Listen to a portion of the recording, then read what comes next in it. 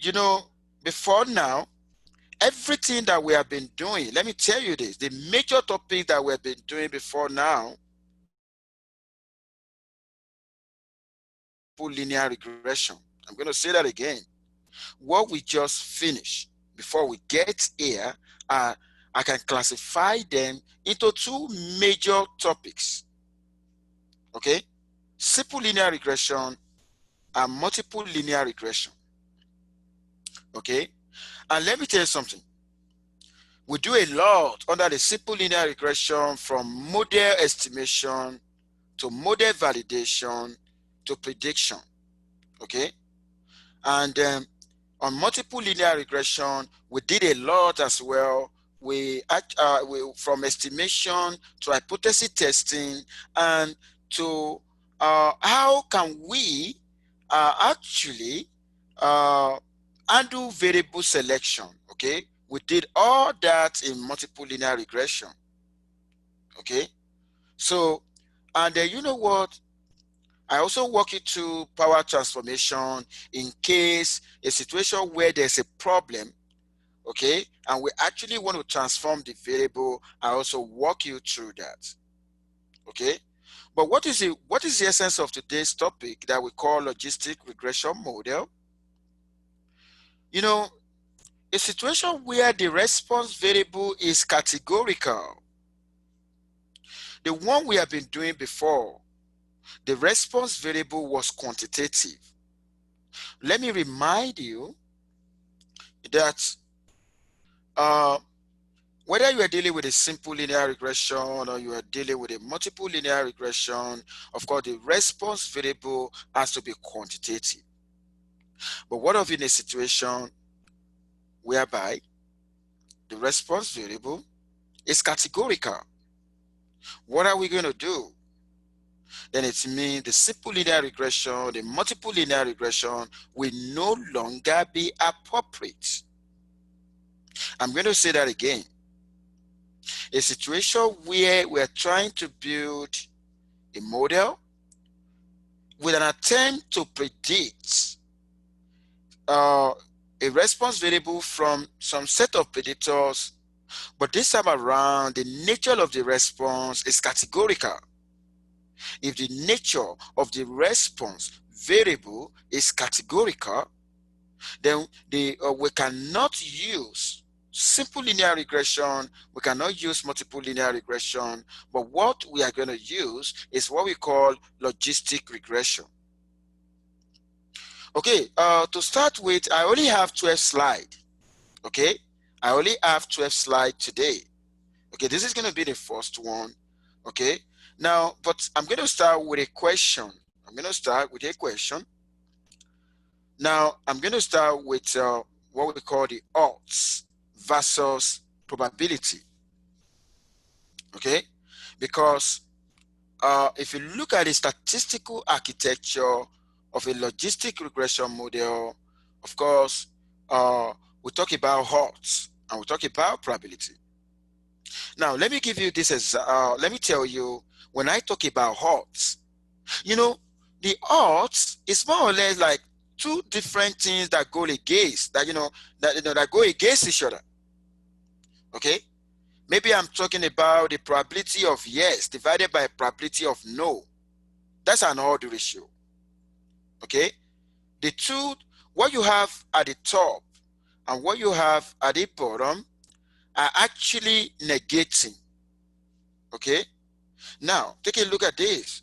The probability of success divided by the probability of failure. Because you know why? Failure is the same thing as 1 minus probability of success. Okay? Because success and failure are mutually exclusive. I'm going to say that again. Success and failure are mutually exclusive. Okay? And because of that, the probability of success plus probability of failure must be equal to 1. Okay? So that is the reason why I can actually write the probability of success, the probability of failure to be equal to 1 minus the probability of success. Okay, so when I want to talk about odd ratio, then I'm actually uh, trying to say the ratio of two things that are negative, that go against each other, that are in negative terms. Okay, so the probability of success divided by probability of failure. Okay, and that's exactly what I'm talking about, and that is a ratio. That is what we call the odd ratio. Okay, so which means the odd is is expressed in terms of the probability, and that is why you see odds versus probability. Okay, now let's have an example right now. If there is a 50 chance that we have snow this weekend, okay, talking about Minnesota, okay, there's a 50 chance that we have snow this weekend, okay. Now, what is the odds of having snow this weekend? Okay, now what was given right here, uh give me 1 second. Some people replied and they said 1, okay, and we're actually going to see whether it's actually going to be 1, okay. uh the 50% here is 0.5. If you plug in a 0.5 right here and you plug in a 0.5 here, 1 minus a 0.5 is 0.5, and a 0.5 divided by 0.5 is actually going to be 1. Okay, now 50% chance means the odd ratio. When you have an odd ratio equal to 1, it means the probability of success and the probability of failure have to be the same. Okay, and 50% chance is actually talking about that. Okay, and that is the reason why it's actually going to be 1. Okay, in a final, when you are doing final exam, of course there's going to be a lot of multiple choice, and of course a question like this can actually come up. Okay, now take a look at the example 2. In exercise 2, the odd of the Vikings, as I think you guys know about Vikings, right? Did you guys know about Vikings? Yes, yeah. Okay, to the best of my knowledge, Vikings is a football club in Minnesota.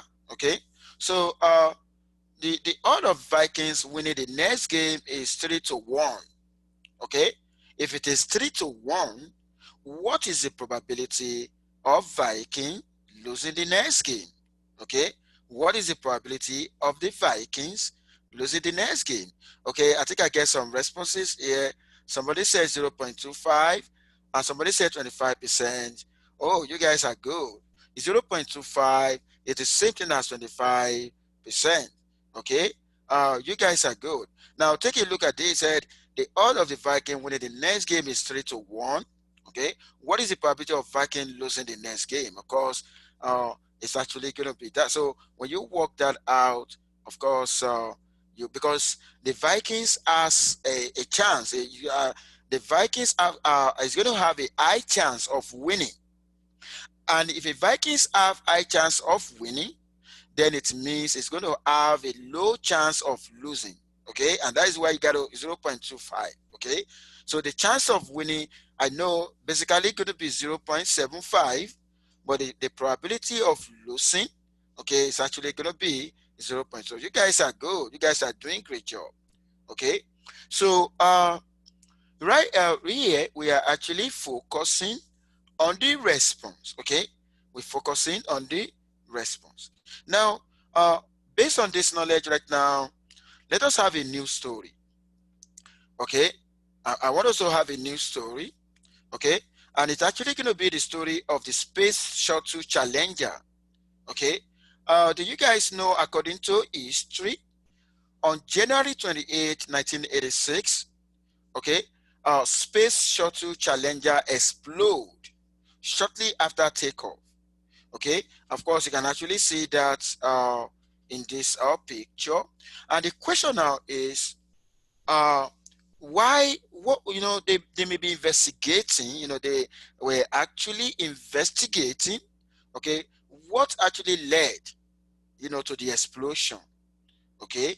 And you know what they did, they actually collect data set, okay, where one of the predictor was temperature, okay, because when you are actually launching something like this, you also need to consider the temperature, okay, the temperature around, okay.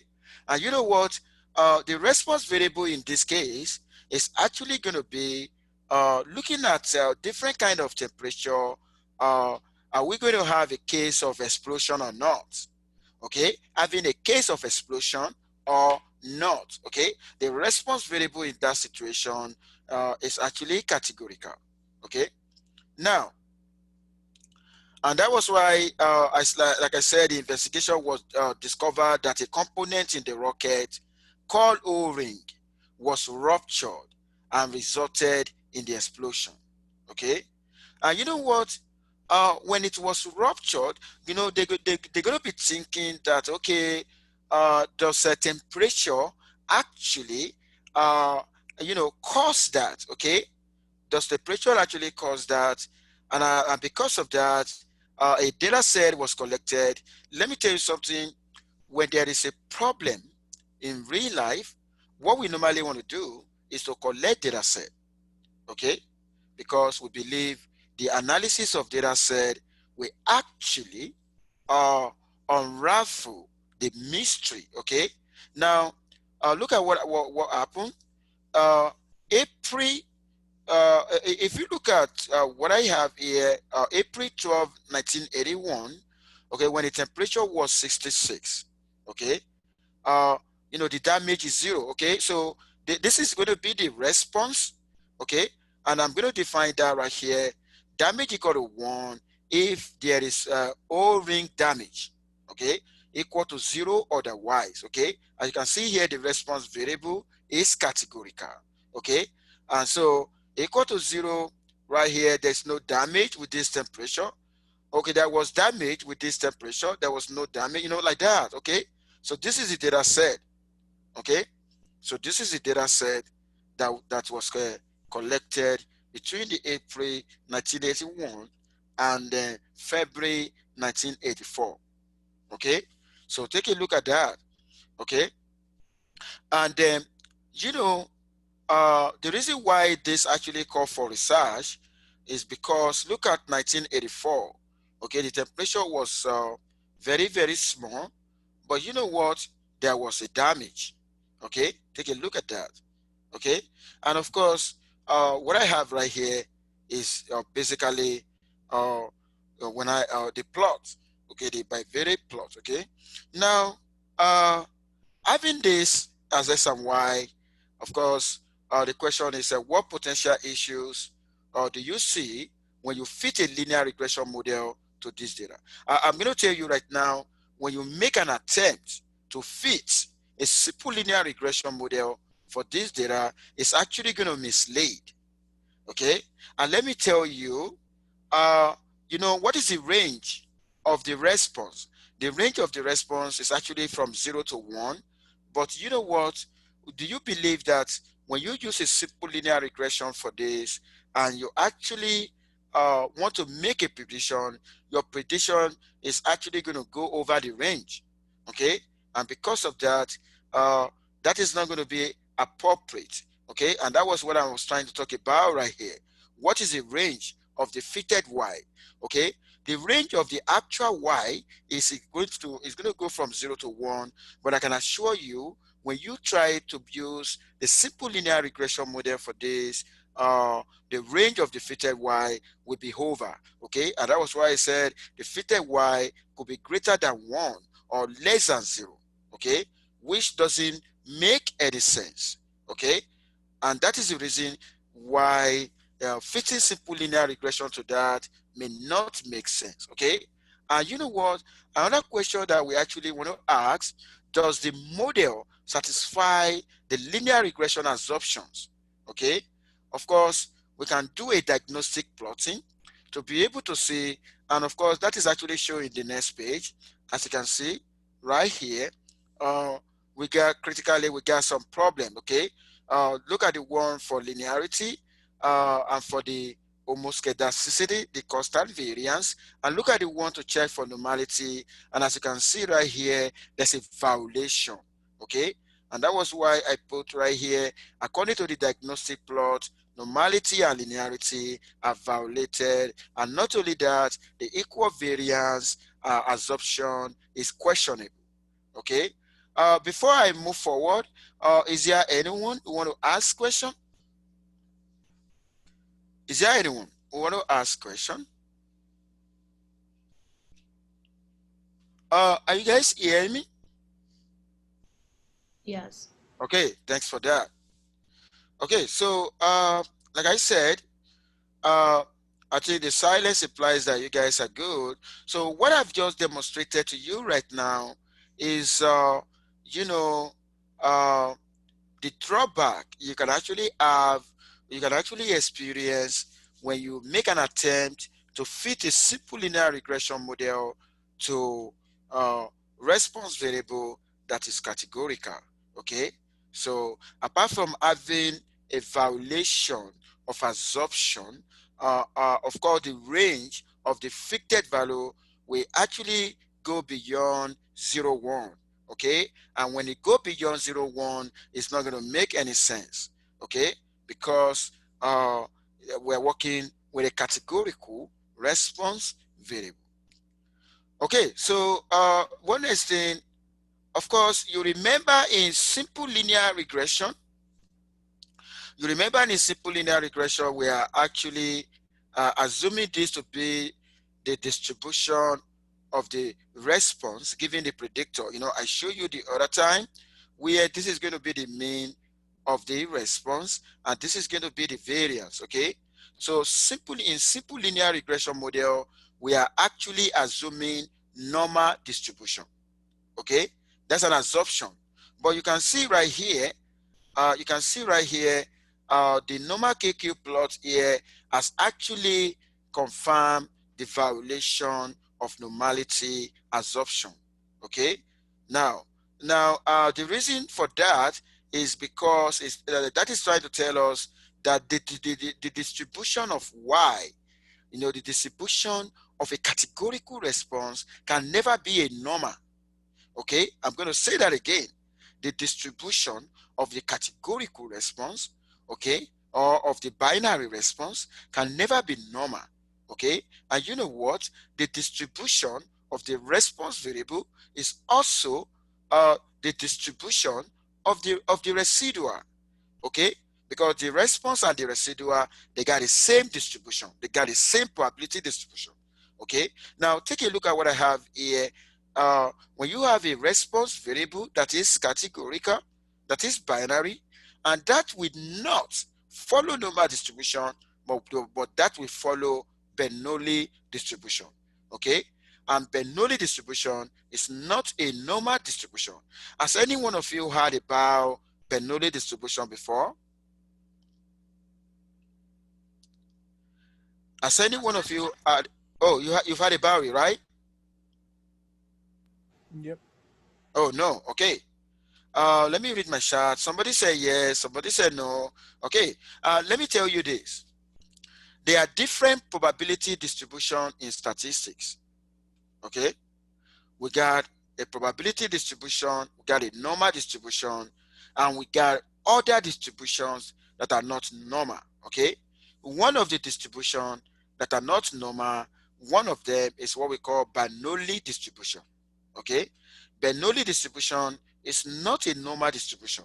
Okay, Bernoulli distribution is a probability distribution for a binary response variable. Okay, a probability distribution for binary response variable. Okay, there was a man called Jacob Bernoulli. Okay, Jacob Bernoulli actually work on probabilities, particularly also work in the area of game theory. Okay, and you know what? Uh, if you take a coin, okay, you got a coin, you take a coin. Okay, the a coin has two sides, right? A coin has two sides. When I flip a coin, okay, it's either I have a tail or I have a head, okay? It's either I have a head coming up or I got a head, okay? Now, when I continue to toss it, okay, when I toss it from trial to trial, okay, when I toss it from trial to trial, okay, the probability of any of the side showing up is actually going to be 1/2, okay, because it's going to be a 50-50 case, okay.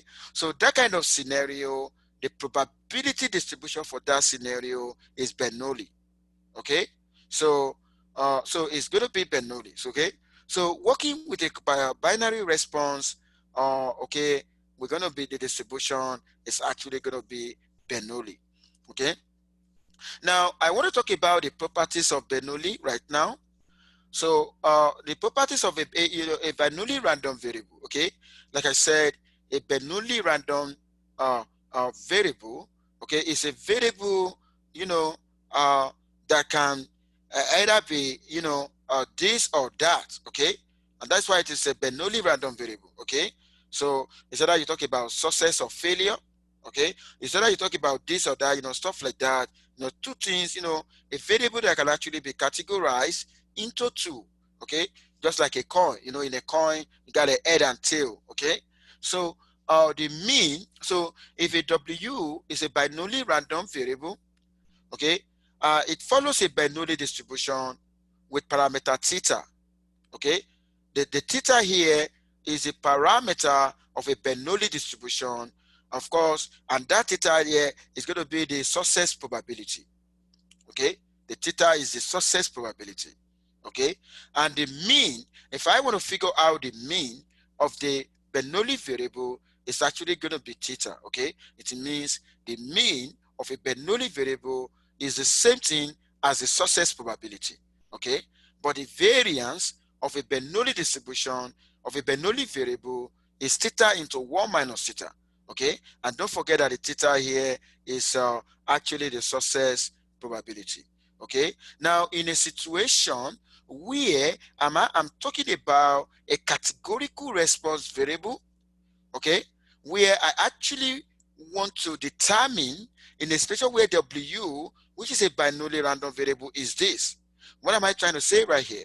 What I'm trying to say right here is that, okay, I actually want to predict, okay, a Bernoulli response variable given certain level of predictor, okay. It's just like what I'm trying to show you right here. It's just like what I'm trying to show you about the temperature and the damage, okay. Now in a situation whereby I actually want to predict whether it's actually going to be damaged or not, or given a certain level of the temperature, if I want to do that, I actually need to put into consideration that the probability distribution for that is Bernoulli, okay, and it's not going to be normal. So if I want to do that right now, using the idea here, right here, I'm actually trying to say, okay, my W is actually this, okay? So what is going to be the expected value of that? Okay, the expected value of that is going to be theta x. It means I'm actually going to get the probability that I'm actually going to get will depends on the value of that predictor, okay? So, and of course, the theta x is the probability of success at x equal to x, okay? It means at different launching, okay? At different launching, the probability of success may not actually be the same, okay? And there's possibility that it could be the same, okay? So at different value of x, okay, you can actually determine the theta x, okay? Now, the variance of that, using the knowledge here, is actually going to be that, okay? And which means if it is actually that, then it means the variance is actually going to change, okay? That depends on the value of s. And you know what is the variance is changing? Of course, it is, the assumption that we actually have before when we're dealing with this linear regression model was that we should have a constant variance, okay? But in the case of a Bernoulli variable, okay, you are not going to have a constant variance as demonstrated here, okay? You are not going to have a constant variance, because the variance of y given the a certain level of predictor changes when s takes on different value. Okay. Now, based on that background, now I'm going to introduce it to logistic regression. Okay. So, what is the statistical architecture of a logistic regression model? Okay. And you know what? A logistic regression model is a type of a generalized linear model. Why do we use generalize? It means we are actually going to generalize, it's more or less of a way of transforming linear regression model. I'm going to say that again. When the response variable is categorical, of course, I cannot use a linear model. The only thing what I'm going to use is a logistic regression model. But the question is, how do we transform the linear regression model so that for us to be able to have a logistic regression model? And that is what I'm actually want to showcase right now, so that you're actually going to know that the origin of a logistic regression model is a linear regression model. And that is why we call it a generalized linear model. Okay. So looking at the odds, I introduce it to odds when I start today. And of course, using the idea of the fact that when I talk about odd ratio, of course, is a ratio of probability of yes to the probability of no. Okay. And I actually want to use that knowledge right here. Now, let me take you back to simple linear regression model. Okay, I'm going to take you back to simple linear regression model. This is a simple linear regression model right here, but right now I actually want to show you how we can actually go from simple linear regression model to logistic regression model by way of transformation. Okay, now what am I going to do? Take a look at it. This guy is the average, right? This is an average right here. Okay, so if this guy is an average, okay, what I'm going to do, I'm actually going to do the ratio of that. If you take a look at this before, if you take a look at what we did before, you're actually going to see that the probability of success is theta, and of course the probability of success that is theta is also the same thing as the mean. Okay, take a look at that right here. Okay, the probability of success is theta is also the same thing as the mean. Okay, it means when I do 1 minus theta, 1 minus theta will be the probability of failure, and 1 minus theta is going to be the same thing as 1 minus this. Okay, I'm going to say that again. 1 minus theta is actually going to be 1 minus that. Okay, so when I do the odd ratio, I'm actually going to have what I have right here. Take a look at what I have right here now. So this is like theta here, and this is 1 minus theta. Okay, because the expected value of that equal to theta. Okay, so I can, using the idea right here, I can rewrite that as this. Okay, only that when I'm done, when I wrote that, I need to put a log. Okay, because we are not going to be talking about odds, but we're going to be talking about log of odds. Okay, so this, what I have here now, this is what we call logistic regression model. Okay, and you know what, in another form, do you know that I can actually take the log of both sides? Okay, and I can do whatever I like. Okay, now what I'm trying to tell you right now is that for you to be able to understand that expectation in logistic regression, I'm actually going to do this. Okay, the expected value of y given the level of predictor equal to that, of course, is equal to theta x. And what does theta x means? Okay, the theta x is a probability of success.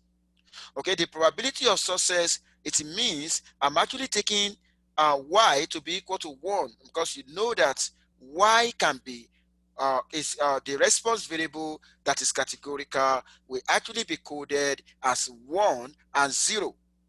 Okay, equal to 1, it means I'm actually talking about the probability of success, and that's exactly what I'm showcasing right here.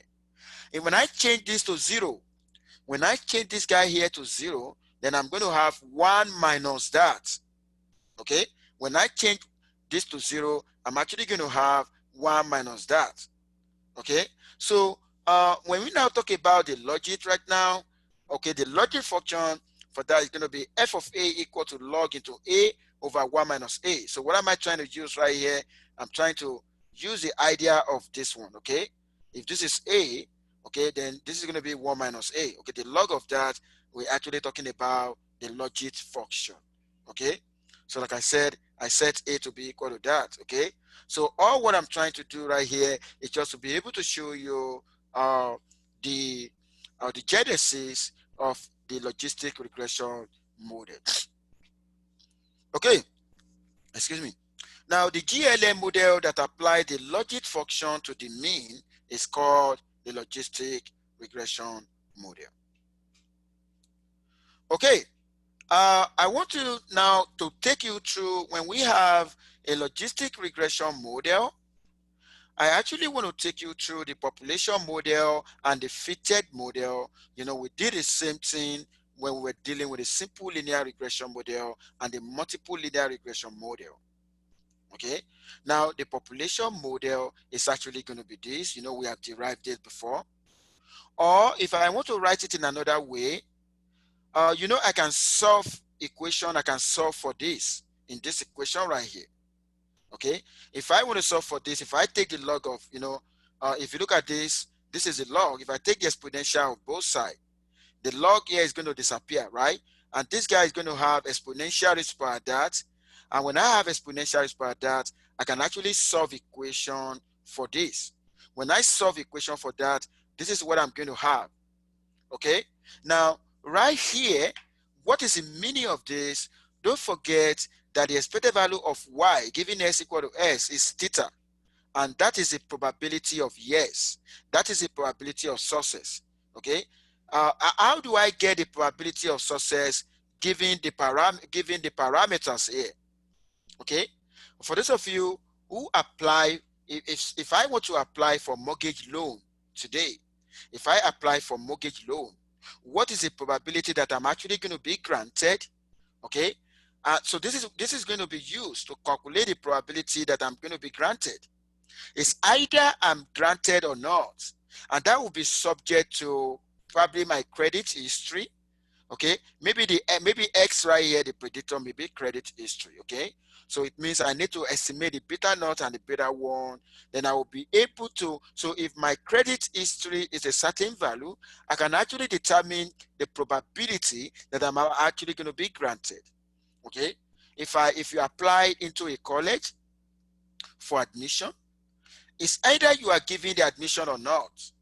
And that will actually based on maybe your SAT score, your GPA, and so on like that. Okay, so what I'm showing you right here is a population model, but the one we actually going to fit on the data, of course, is actually going to have a cap. Okay, so is there anyone who need clarification on this?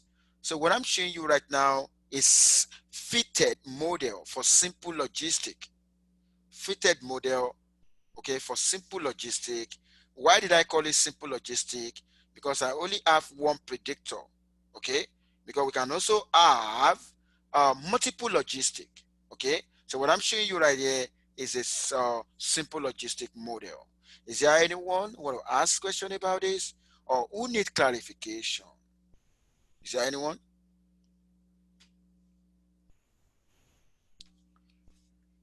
Okay, so in the absence of that, I think I'm actually going to move on. Okay, so what I want to show on the slide right now is how you can show that this guy here is equivalent to this. Okay, and for you to be able to show that, of course, how do I go from here to here? Okay, I just need to solve equation. Okay, I'm actually going to solve a logarithmic equation. Okay, for those of you in high school, I know you have heard about logarithmic equation. Okay, you're actually going to solve that. Look at that. So this is the step that I show right here. Okay, and in the end, you're going to have the final form of that model. Okay. Now, I want to take you into how you can actually do that in R. Okay. I want to take you into how you can actually do that in R. How do we fit logistic regression model using the R software? Right now, we actually want to make use of the data that I showed before about the temperature and the damage. I'm going to show you right now. Okay, so this is the data set that we actually want to use. Okay, this is the data set that we actually want to use. Okay, so how do we fit a logistic regression model in R? How is it different from fitting a linear regression model? Okay, I'm actually going to tell you right now. Okay, so look at the code right here. In the code, if you want to fit a linear regression, it's going to be LM. But if you want to fit a logistic regression, you're actually going to write GLM. Okay, of course, the GLM right here is a generalized linear model. Okay, and I'm going to write my Y, which is going to be response. Then I'm going to put my S. Then the family is going to be binomial. Then I'm going to put my data. Then this is going to be the summary. Okay, this is actually going to be the summary. Okay, I think you can see that right now. Okay, so if I have this as a summary of outputs, okay, the next thing is, okay, what am I going to do if I actually want to write a fitted logistic model? Okay, if I want to write a fitted logistic model, what am I going to do? Okay, so this is basically what I'm going to do. Okay, I'm going to write log into y cap divided by 1 minus y cap. This is what I'm always going to write. And you know what? My y cap here is categorical, okay? I think you know that. Okay, equal to, I'm actually going to put this guy here, and I'm actually going to put this guy here, okay? Equivalently, I can actually write it this way, okay? Equivalently, I can write it this way, okay? So it's either you write it this way or you actually write it this way, okay? So what I have here is a fitted model for for simple logistic, okay? And that's exactly, you know, when we're given any value of temperature right here, okay? If you are given any value of temperature, okay, you can actually predict the corresponding value of the nature of that, you know, of that response. Okay, and what you are actually going to have right here, you're actually going to have a probability value. Okay, it's actually going to give you a probability value. Okay, what you're going to have here is going to be in the range of 0 to 1. Okay, now let me tell you, you guys can try this. If you remove if you remove G and you only write just this, okay, and you remove this binomial, okay, if you run a simple linear regression model, I want to tell you the range of your predictor, okay, the range of your prediction will actually go beyond 0 and 1, okay. So when you do this, you are not going to have a negative prediction, you are not going to have something more than 1, and what you're actually going to have will actually be bounded, okay. It's going to be between 0 and 1. Now let me tell you something right now. If I predicted Y and I have a 0.8, okay, if I have a 0.8, okay, a 0.8 is very close to 1, okay. And what did I code as 1? If you go back to the data, what did I code as 1? You're going to see that right now. You're going to see what I code as 1, okay. Using it, you know, what I code as 1 is there's going to be a damage, okay. There's going to be O-ring damage, okay. And you know what? 0.8 is very close to 1. You know, 0.8 very close to 1 means there is 80% chance, okay. There's 80% chance of a damage with that temperature, okay. And let me tell you something.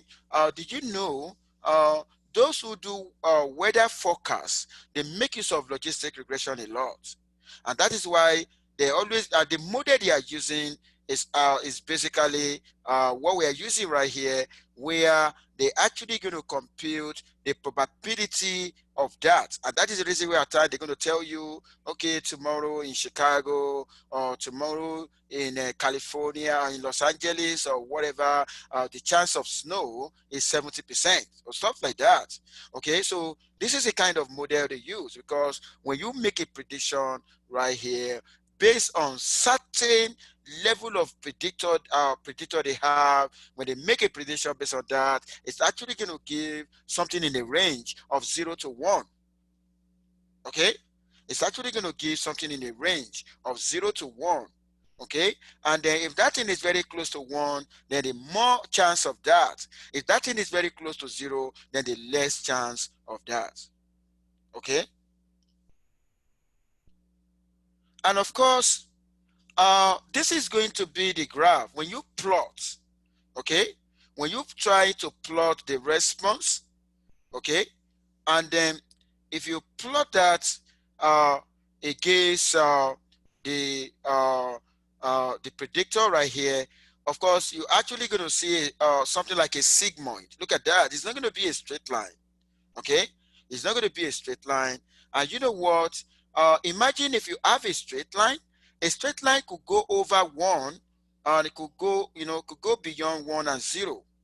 Okay, and that is the reason why logistic is appropriate for a variable that is in the range of 0 to 1. Okay, you can see that, you can see the curve right here. The curve right here is actually within 1 and 0. Can you see that now? But if you use a simple linear regression model, it's actually going to go over.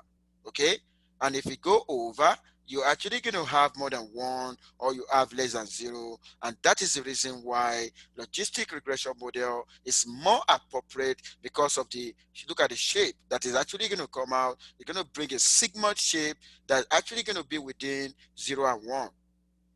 Okay, and you know what, based on what I have right here, based on this model, I can actually use it to predict.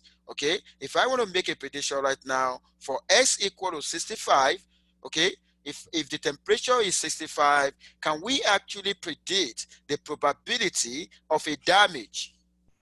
Okay, can we also, so based on, we're still making use of this temperature, we're still making use of the data set right here. We actually want to have a launch into a space. Okay, we actually want to have a launch. Recently the President Trump actually launched a space, you know, I think, it launched something that has to do with a space. Okay, now if you are launching, you're launching at a different temperature. Okay, so of course, this is what we're trying to say, right? The damage is coded as 1. If there's going to be a damage, going to be 1, and otherwise it's going to be 0. Okay, so what we're trying to say right here, when we actually launch into a space, okay, with a temperature, when we launch into a space with a temperature of 65, okay, we can actually use this to predict the probability of a damage. Okay, so what I'm trying to say right now, when you plug in the value into here and you compute this, you're actually going to have a value. Okay, what you're going to have is more or less actually going to be this guy here. Okay, the estimated probability of damage is going to be 0.5, which is 50-50. Okay, that is 50-50.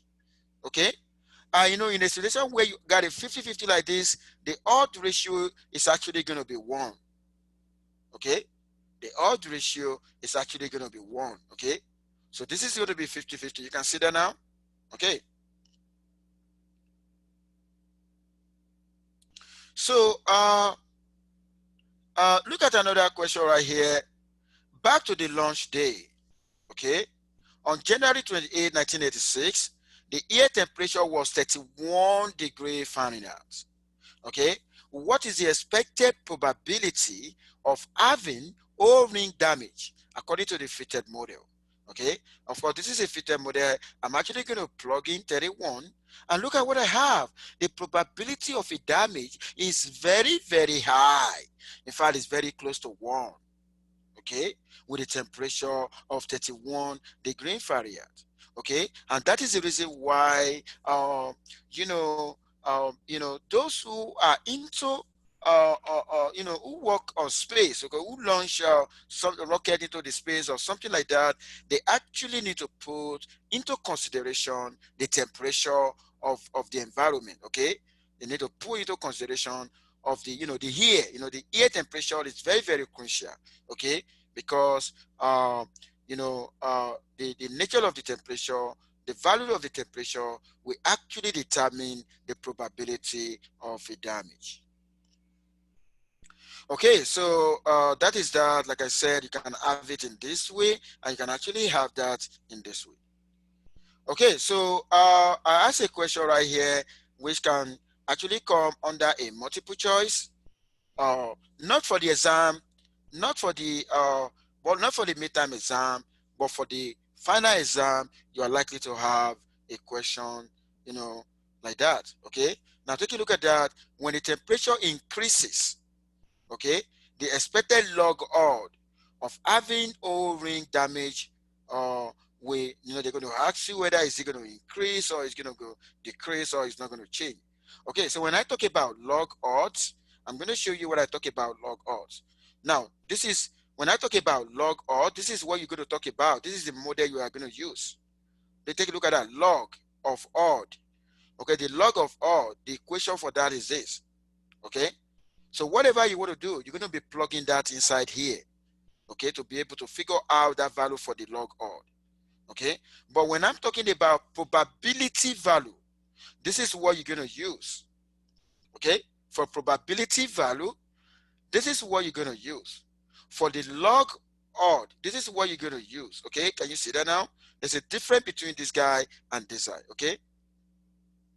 Now, and it has been observed statistically that when the temperature increases, the expected log odd of having O-ring will decrease. Okay, and when the temperature increases, the expected odd.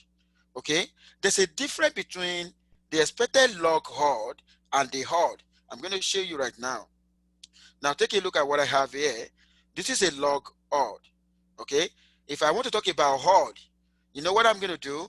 Odd is just going to be this divided by 1 minus this. So I will need to take the exponential of this. Okay, I will need to do exponential raised to power this. Okay, when I'm doing exponential raised to power, what I have here, I'm talking about odd ratio. Okay, of course, if I want to get the odd ratio here, okay, I actually need to take the anti-log of both sides. Okay, when I take, so this log is going to disappear, and this is going to have exponential raised to power that. Okay, so that is what I'm talking about when you are talking about odds. But when I'm talking about log odd, I'm referring to this the way it is right here. Okay, and another thing I'm actually going to talk about is the probability. Okay, when I want to talk about probability, this is what I'm going to be talking about. Take a look at that right here. Okay, this is what I'm going to use to figure out the probability. Okay, and then it has been proved that when the temperature increases, the expected probability of having O-ring damage will actually increase. Okay, so which means when the temperature goes down, okay, the probability of having O-ring damage will actually increase. And that was why you have this the other time. I'm going to show you. Look at that. We believe that this temperature is very small, okay? And that is the reason why there's going to be high probability of a O-ring damage, okay? I think you get it now.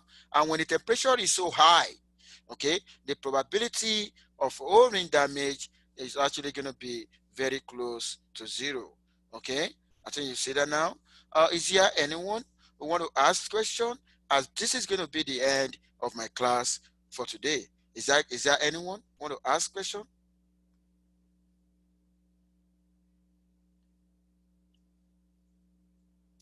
Okay, so let me tell you, this is not going to be the end of logistic regression.